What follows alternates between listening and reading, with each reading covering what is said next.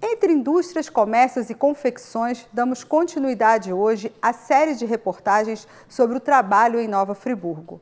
Hoje vamos mostrar o cenário atual no município. Confira a matéria de Bernardo Fonseca com imagens de Noé Tardim e Tiago Secol.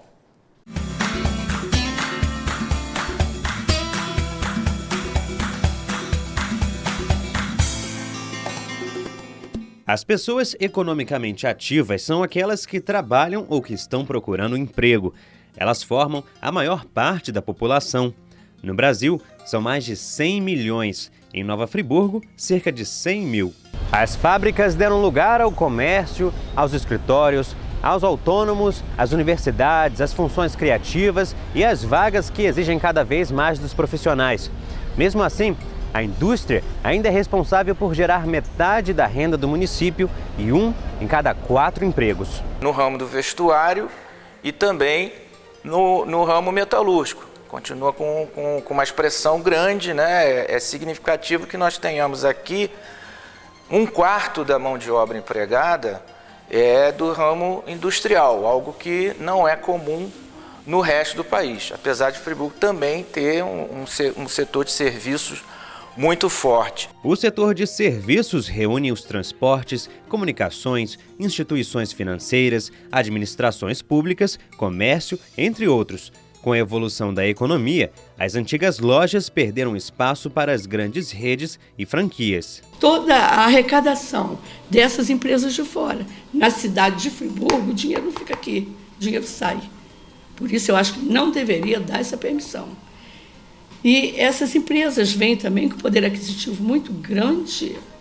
Eles têm condições de comprar mercadoria por um preço muito baixo, coisa que aqui os donos da cidade aqui não têm essa condição.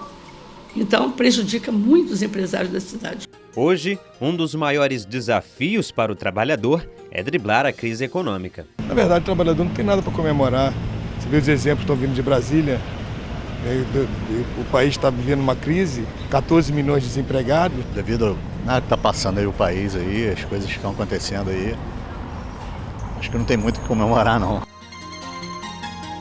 Entre janeiro e março, foram mais de 2.000 demissões na cidade, de acordo com o Cadastro Geral de Empregados e Desempregados do Ministério do Trabalho. No país, a taxa de desocupação no primeiro trimestre atingiu 11 milhões de pessoas, segundo o IBGE. O setor metal-mecânico é um dos mais importantes na indústria local. Foi uma das áreas que mais resistiu aos efeitos da crise no ano passado e emprega cerca de 4.000 pessoas.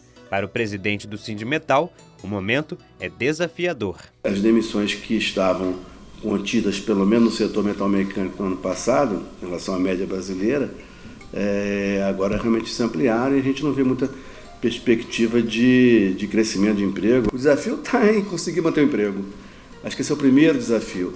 E mantendo o emprego, conseguir que a remuneração tenha alguma resistência aí ao aumento do custo de vida. Outra preocupação é com os universitários, já que o mercado não consegue assimilar tantos recém-formados. No balcão de empregos, a procura por uma vaga vem crescendo em todos os níveis de escolaridade. Aqui a gente recebe pessoas com todos os perfis, ensino fundamental, ensino médio, ensino superior.